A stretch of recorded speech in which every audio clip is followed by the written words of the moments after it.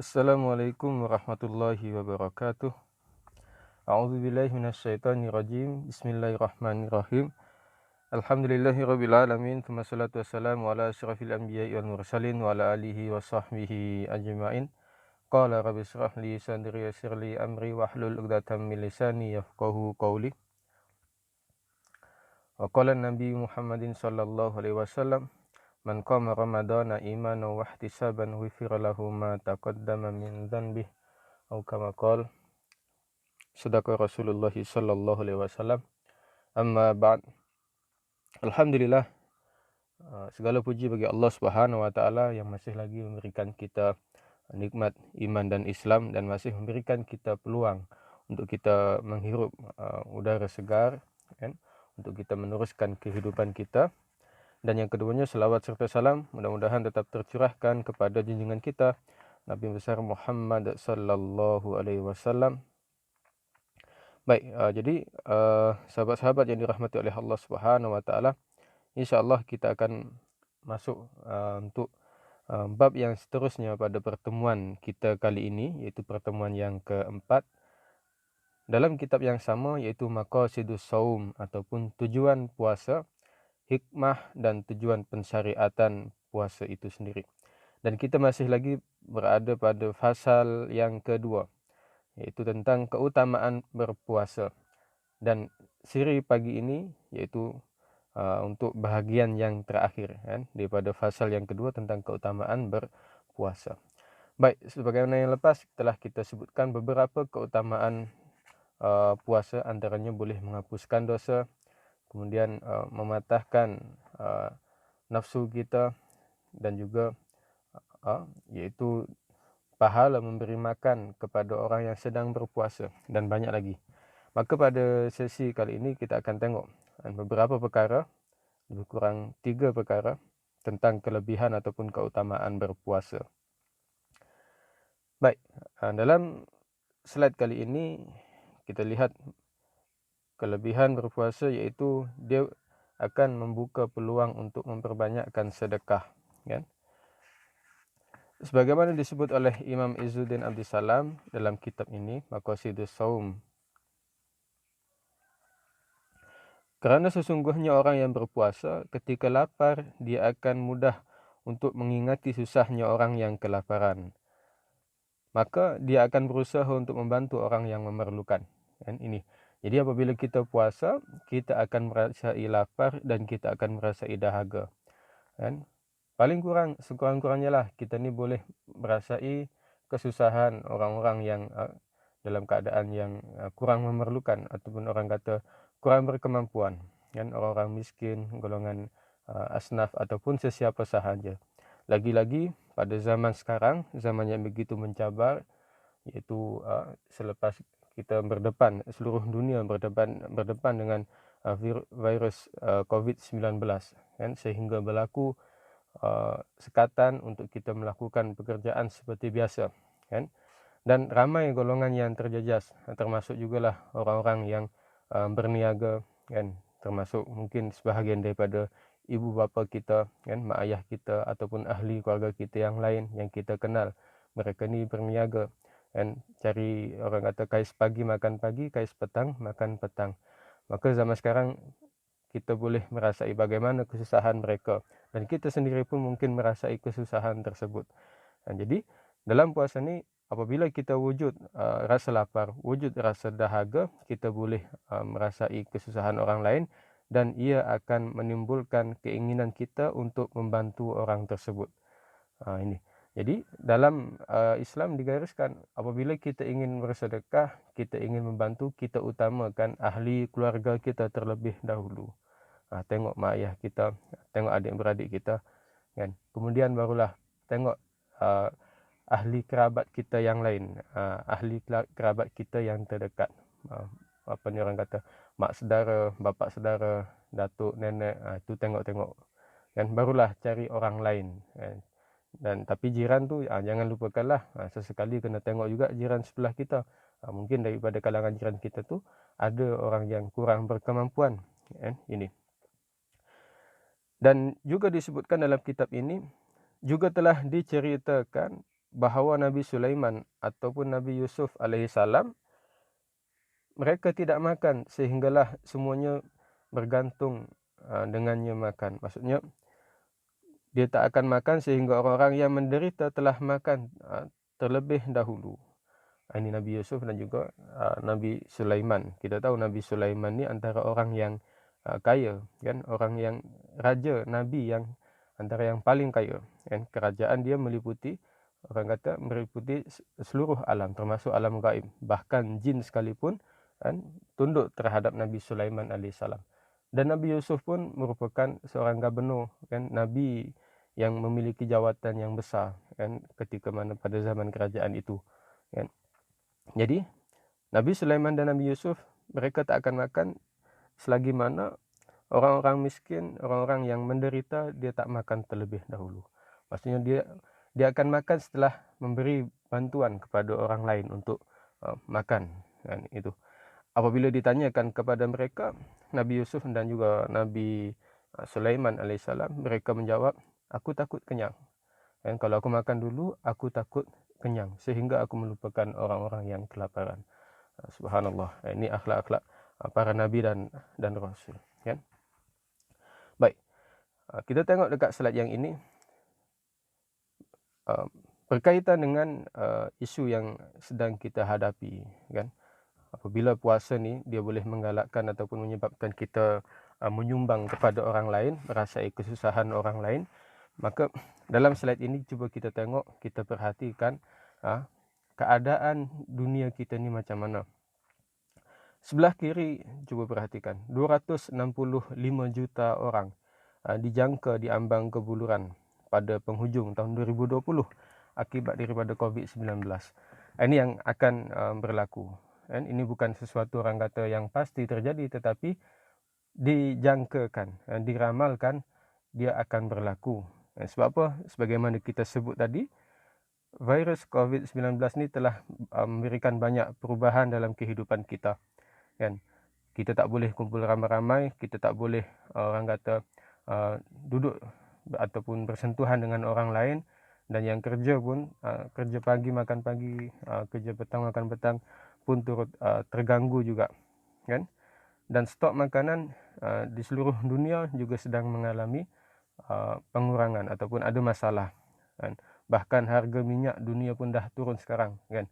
Terlalu murah, sampai kalau dulu kita beli minyak 1 liter RM2 lebih, sekarang tinggal RM1 lebih je. Tiap-tiap minggu harga minyak turun. Ini jangkaan daripada para pakar ekonomi akan berlaku kebuluran, iaitu yang melibatkan seramai 260 juta orang, kan? Nauzubillah, mudah-mudahanlah benda ni tak berlaku, tetapi kita kena buat persediaan lah setakat mana yang kita mampu. Baik, sebelum tu tengok yang bawah, kan, daripada World Health Organization, WHO. World hunger is still not going down after 3 years and obesity is still growing. UN report. UN ni bawah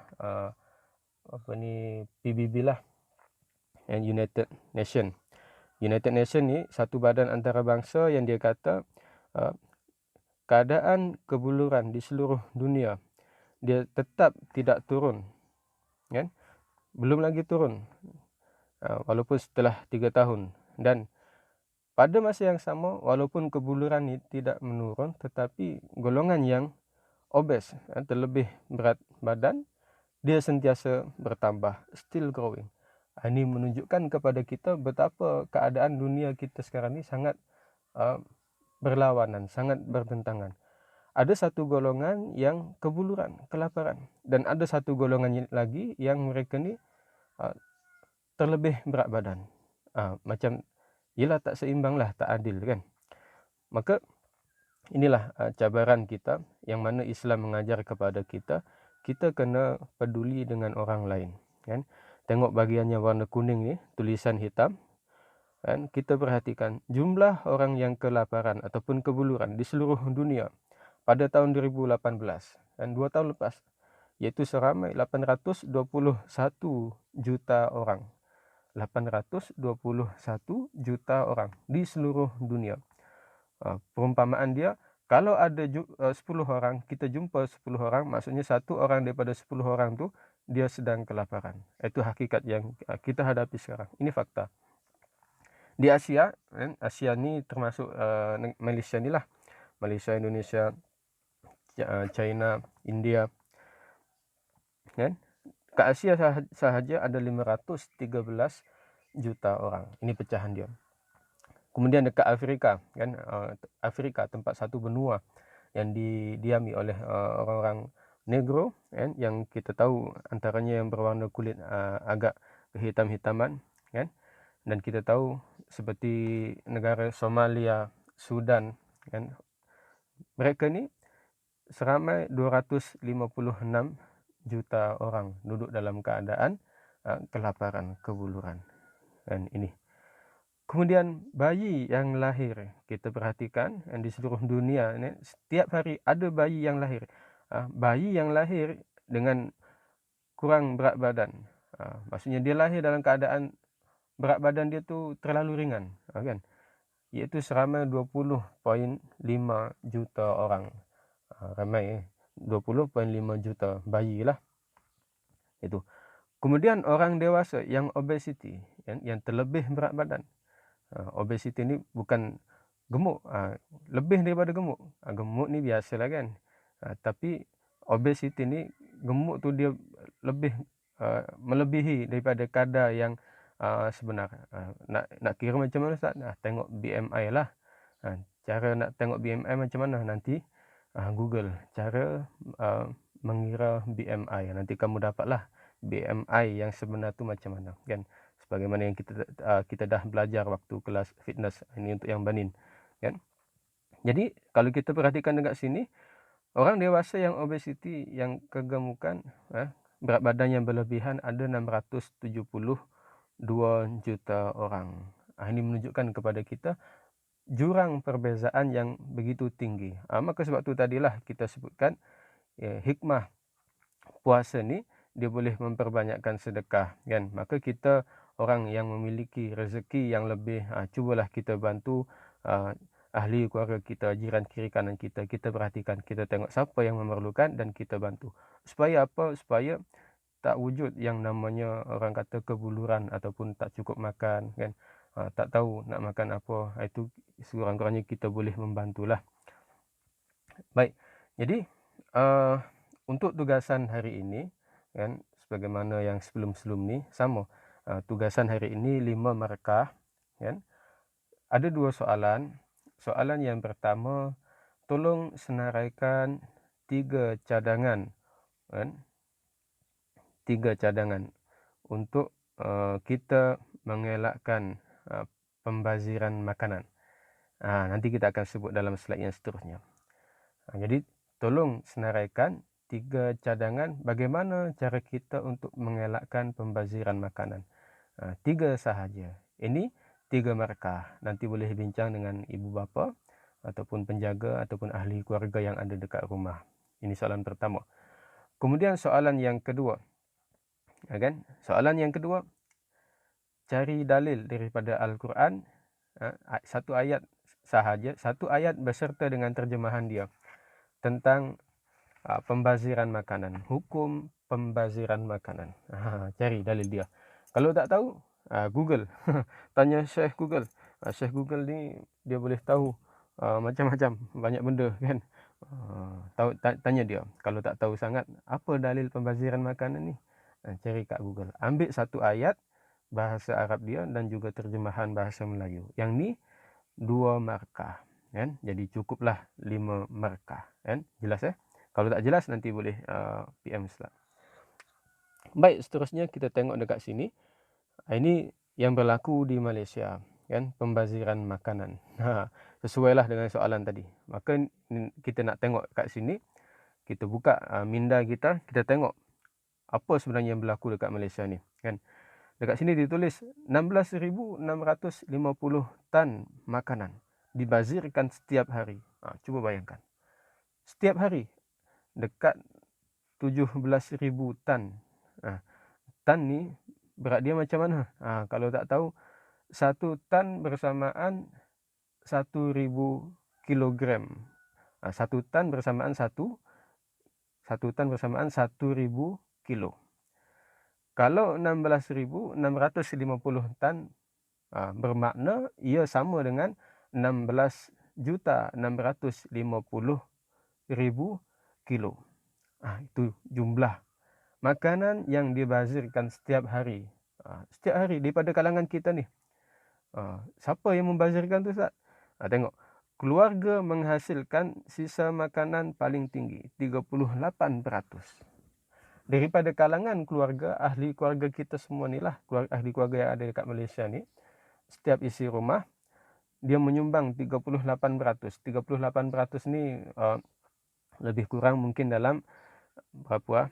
16 bagi 38, anggarkanlah 5.000 tan ataupun 6.000 tan makanan. 6.000 tan makanan yang dibazirkan setiap hari oleh setiap rumah yang ada dekat Malaysia. Kan? Ini.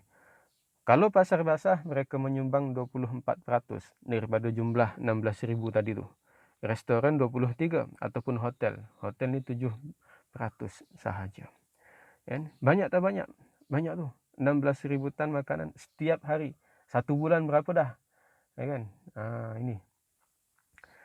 Dan pada hari-hari perayaan, khususnya kan, dalam bulan Ramadan, dekat sini disebut tren pembuangan sisa makanan meningkat 15 hingga 20% pada musim perayaan dan Ramadan. Nah, ini kita tengok. Dalam bulan Ramadan, pembaziran tu semakin meningkat. Padahal sebenarnya dalam bulan Ramadan kita ni puasa. Kan? Sepatutnya pembaziran makanan tu orang kata tak adalah. Lepas sahur makan, pastikan habis. Lepas tu buka puasa pun makan, pastikan habis. Jadi tak berlaku pembaziran sepatutnya. Tetapi yang pelik, dalam bulan Ramadan, pembaziran makanan meningkat 15% hingga ke 20%. Ini sesuatu yang patut kita fikirkan. Kenapa berlaku macam tu? Kan? Lagi-lagi dalam bulan perayaan yang lain. Tak kisah sama ada hari raya Aidilfitri, Aidil Adha, tahun baru Cina, kan? Tahun baru Masihi, kan? Tahun baru Hijriah tak ni sangat, kan? Tahun baru Masihi yang ada pesta macam-macam, ada jamuan macam-macam, kan? Meningkat lagi 15 hingga ke 20%. Ini benda yang cukup menyedihkan. Kan? Sebab tu tadi soalan yang Ustaz bagi tadi sebutkan langkah untuk kita ni mengelakkan pembaziran makanan. 3 langkah tadi tu. Dan juga sebutkan tentang dalil haramnya pembaziran makanan daripada Al-Quran. 1 ayat sahaja termasuk dengan terjemahan dia. Kan? Maka ini yang sepatutnya kita elakkan. Baik. Yang seterusnya tentang keutamaan berpuasa, kan? Dia berpuasa ni membantu untuk memperbanyak ketaatan. Kata Imam Izzuddin, kerana puasa boleh memberi peringatan tentang lapar dan dahaganya ahli neraka, maka ia akan menjadi motivasi untuk meningkatkan ketaatan kepada Allah Subhanahu Wa Taala supaya terlepas daripada siksa neraka. Faham ya?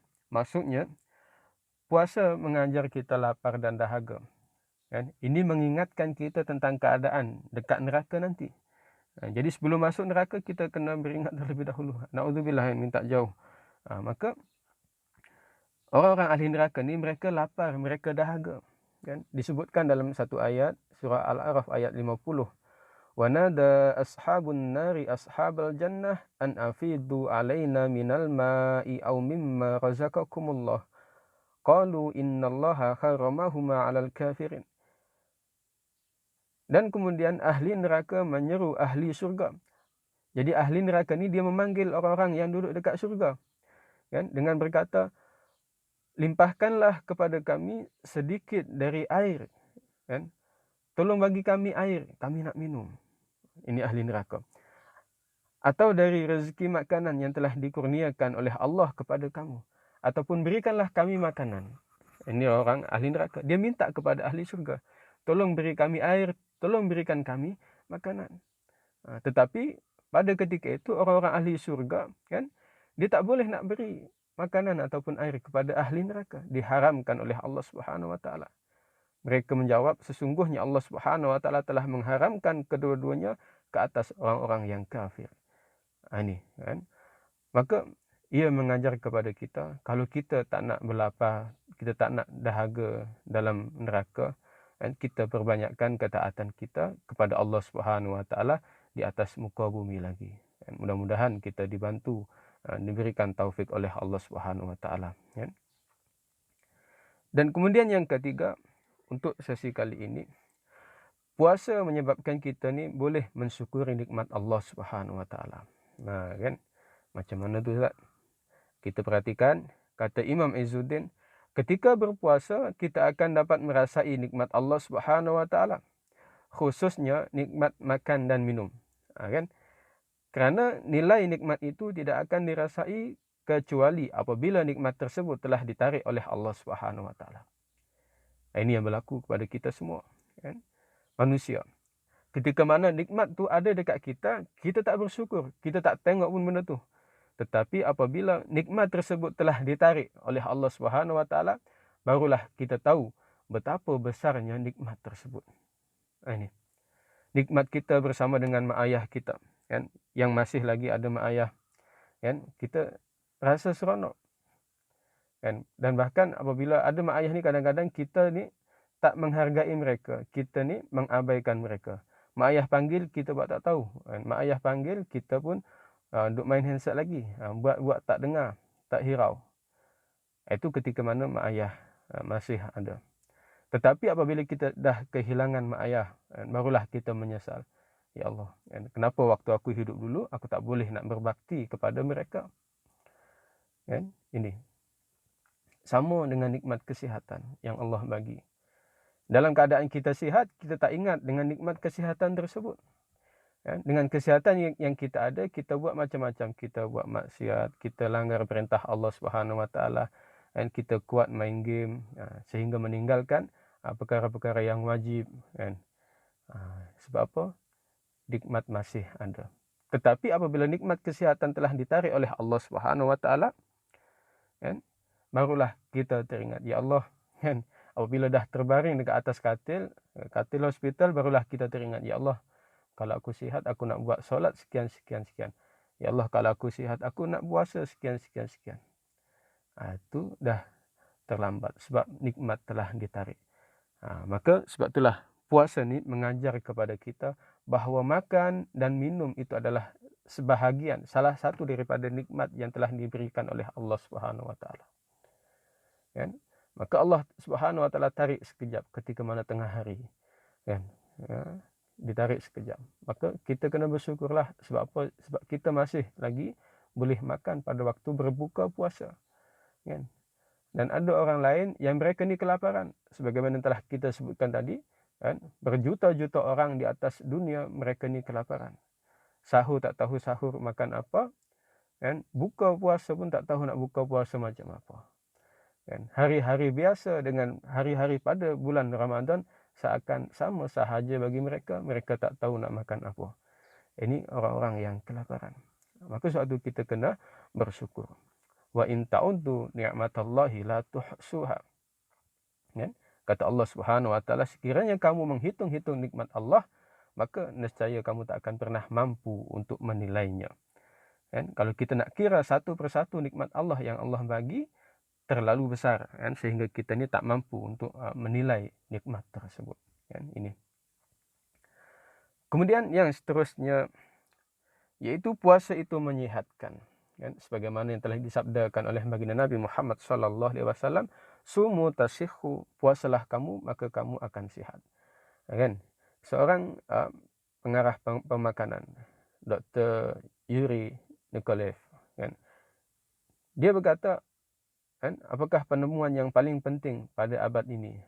Maksudnya pada abad ini, kan, abad ke-21, kan. Dia kata penemuan yang paling penting iaitu penemuan cara untuk memastikan tubuh badan kita menjadi lebih sihat dengan cara berpuasa. Ini telah diajarkan oleh baginda Nabi Muhammad sallallahu alaihi wasallam kepada kita. Kerana apa? Badan kita ni perlukan rehat, kan. Perut kita, penghadaman kita memerlukan rehat. Ini paling kurang puasa selama 1 bulan dalam setahun, dia boleh merehatkan proses penghadaman dalam diri kita, dan dia boleh menyihatkan kembali organ-organ tersebut. Kemudian yang seterusnya, ini yang terakhir kan, yaitu puasa boleh menyebabkan diampuninya dosa-dosa. Sebagaimana yang telah kita sebutkan semalam, dalam sepotong hadis disebutkan man soma ramadhana, kan, menggunakan huruf shad. Soma, barang siapa yang berpuasa pada bulan Ramadan. Yang hari ini yang kita sebut man qoma, guna huruf qaf. Barang siapa yang menghidupkan, qoma maksudnya menghidupkan malam-malam pada bulan Ramadan, ghufira lahu ma taqaddama min dzanbih, maka Allah Subhanahu wa taala ampuni dosa-dosanya yang telah lalu.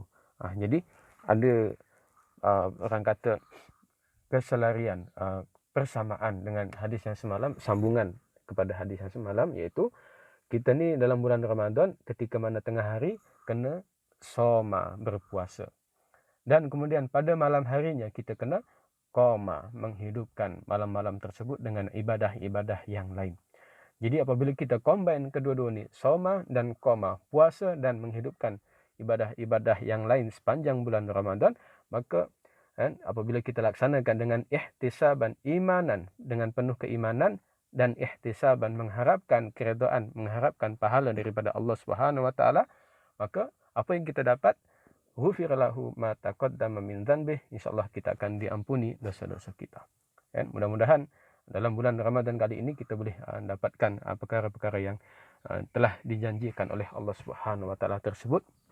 Jadi setakat ini sahaja untuk perkongsian kita pada sesi kali ini, dan selesailah fasal yang kedua, iaitu bab tentang keutamaan berpuasa. InsyaAllah jumpa lagi. Aku qouli hadza, astaghfirullahaladzim li wa lakum. Assalamualaikum warahmatullahi wabarakatuh.